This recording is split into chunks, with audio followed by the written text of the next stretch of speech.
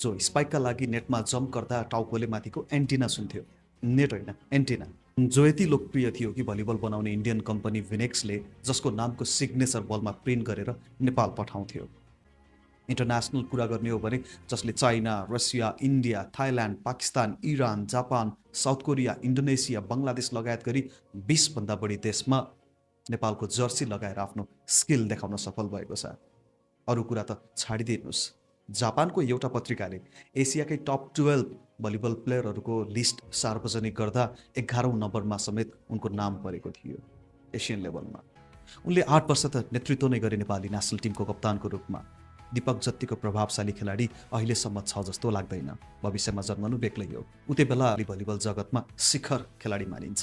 6 fit उनको height, 14 वर्षसम्म नेपाली राष्ट्रिय टिमलाई योगदान दिए राइट ह्यान्ड स्पाइकरको रूपमा। उनले कहिले पनि हार्न जानेनन्।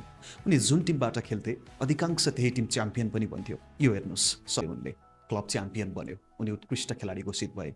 लगत्तै उनलाई अब यो क्लबको सिनियर टिमले तान्यो, फाइनलसम्म पुग्यो। फाइनलमा भने भेरी बागमतीसँग 3-0 को सोझो सेटमा पराजय बेहोर्न बाध्य भयो। यो पहिलो पटक थियो जहाँ उनी दोस्रो बने। यो पहिलो पटक भयो उनको टिम च्याम्पियन नबन्नु।